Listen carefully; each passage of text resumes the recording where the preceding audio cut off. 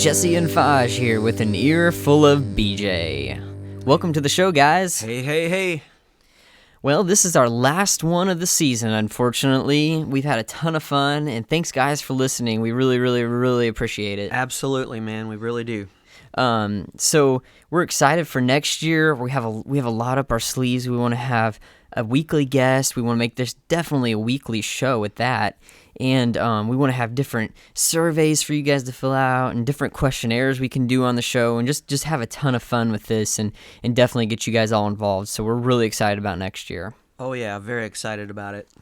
I can't wait. Yeah, it's going to be fantastic. Let's do just a brief overview of this season, maybe look at some players and see who had those guys and whatnot. Mm-hmm. This was actually on the fantasy website, if any of you might have already read this. All right, yeah. Fantasy most valuable player. Of course, we know that was Cam Newton, quarterback of the Carolina Panthers. Yeah, congratulations, Ethan. He was fantastic for you all year. Oh, yes.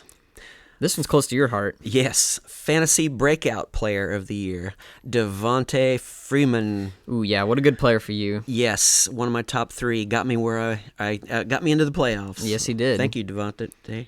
If he can know his name. Yeah, that's right. What about this guy, Mr. Allen Robinson from the Jacksonville Jaguars? Oh, yeah. He's a guy that I did not expect, and he ended up scoring, I think, 14 touchdowns with 1,400 yards. Nobody wanted a Jacksonville Jaguar, let alone a guy that just has a stellar year. So I'm excited to see what he does next year. Oh, yeah, me too. And was that old man Robinson's boy? My guess is yes. Yes. All right, the fantasy super sleeper of the year, Blake Bortles. Oh, my gosh, yeah. He had a great year. Yes, he did. And I don't know when he was taking the draft, but it couldn't have been very high. And, he comes out and throws real well. Oh, absolutely. Ooh, the fantasy rookie of the year goes to Todd Gurley. What a great year for that running back in St. Louis, man. He had 1,100 yards, 10 touchdowns, and I think he missed 4 or 5 games. Wow. Cody, good job. I'm excited to see how high he goes next year in the draft. Oh, yeah, I'd say he'd go very high. So, Fantasy bust of the year, Eddie Lacy. Ooh, yeah. Didn't Eric have him? Yeah, Sorry, I'm pretty Eric. sure. And then he traded him to Clay, but that guy just did not perform. You just never know. No. Well, you cover this one because this one's close to your heart as well. Yeah.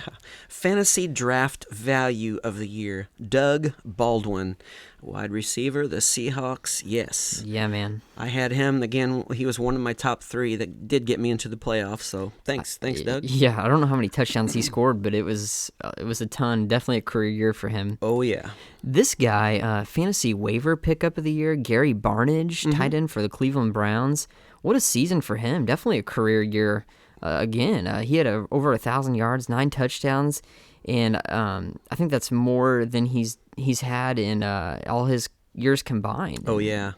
Wow, what a great year. No doubt. The fantasy comeback player of the year was D'Angelo Williams. He was running back for the Carolina Panthers, then went to the Steelers and just totally revived his career, and he did a great job there filling in for Bell. Yeah, fantasy performance of the year, Drew Brees, quarterback, Saints. Yeah, I forgot exactly how many points he scored that week, but it was close to 70 in our league. Yeah, and Jake didn't even have him on his team, he benched him, but he still won that week. Yeah, though, I'm pretty sure he still won. But geez, what a matchup! That's unbelievable. And the fantasy stardom of the year goes to Carson Palmer. Yeah, I mean, what a great quarterback! I wish I would have got him instead of Luck. Oh, yeah. Fantasy Situm of the year, Randall Cobb. Ooh, yeah. Bad year for him. Bad year for that whole offense, to be honest. It was. I was surprised. I thought the Packers would do a lot better, but... Yeah. Well, enough with this past year. Let's go on to this coming year. Let's just talk about a few changes we could see next year. Just a couple here. This is just me. It wasn't on the survey, but I would like to see it on there.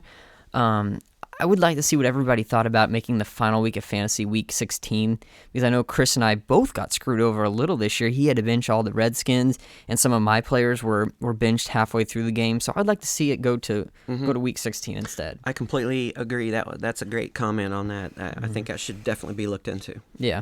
And then I would also like, I know Clay mentioned it last week, but I'd like to see the auction free agency, I think it'd be fun just to gamble back and forth and see how much chips we were willing to put into each player. There you go. Hey, count me in. Yeah, all in. Oh, there you go.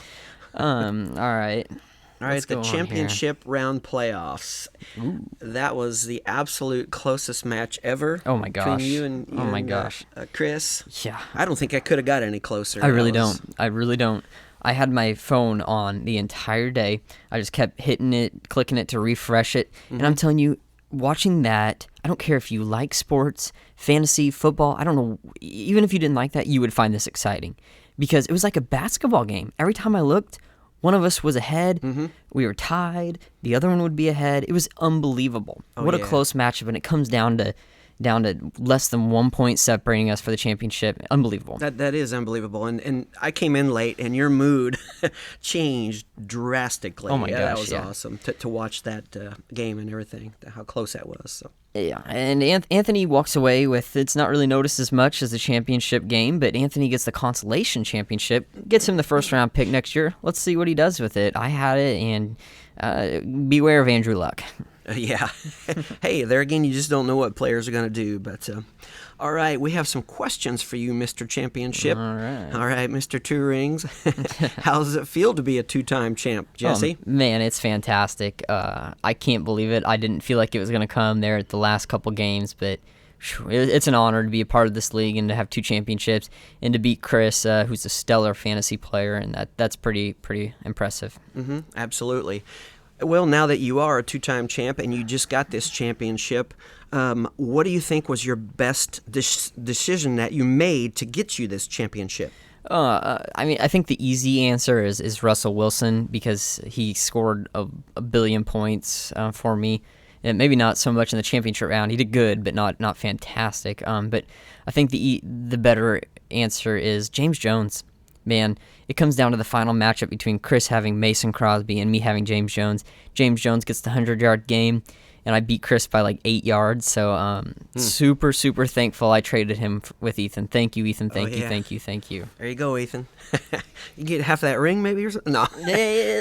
All right, another question here. It's one question, but two questions within one. Do you think you can get another championship?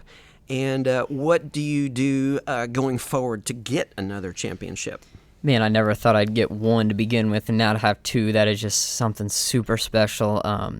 So I'm going to say if I do, it's going to be a while, because I think Clay brought up a good point last year that if all of us won one time, it would take 18 years to get that championship. Wow. So to have 2 in 5 years, and Sam having 2, and then Anthony having 1. We only have 3 championships in 5 years, or champions in 5 years. That's crazy to me. Yeah, it is. And I think I just have to keep utilizing the free agency and trading, and that's how I'm going to go forward, because everybody kind of laughed at me this year in the draft saying, why do you pick him? And is Jesse fighting for another first-round pick or first overall pick?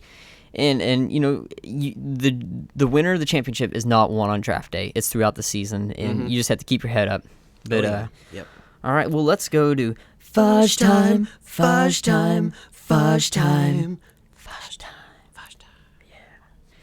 All right, Fudge. I'm just going to ask you a few players here and see what you think they're going to do next year. All right. What about Sounds myself good. after coming off a championship? Well, coming off a championship, well, it's just like money. You want more and more and more. The more you have, the more you want. You got 2 championships. I think you're going to be even more hungry for a third.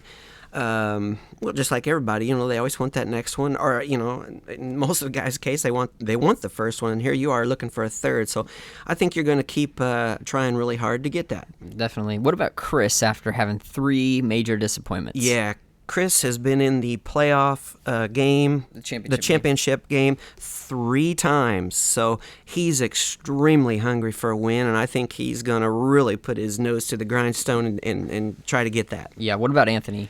After getting the first-round pick. Yeah, the first-round pick, he's got a good start on it, and he's going to run with that. So Yeah, what about Sam after having a bad year? Yeah, he's got 2 championships and a bad year. Hey, that's just going to make him all that more hungry for the next year to get up there and do better and get another championship. Yeah, what about Mr. Brady? He always starts hot, and then he kind of falls apart. Yeah,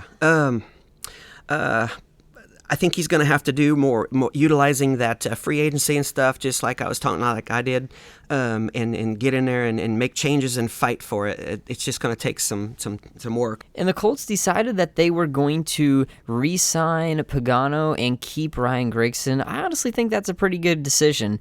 Pagano got a lot of flack, but he took us to some great years before that, so we got to think about that. And Ryan Grigson, I know he gets a lot of flack, but, when a player comes to visit during the offseason, he always gets them signed. I just think he needs to look at players that are a better fit for this team. What do you think about them? Well, they've had some good years, but I think Grigson needs to go for sure because we need so much help on that offensive line. We've needed that forever, and it doesn't seem like he ever does that.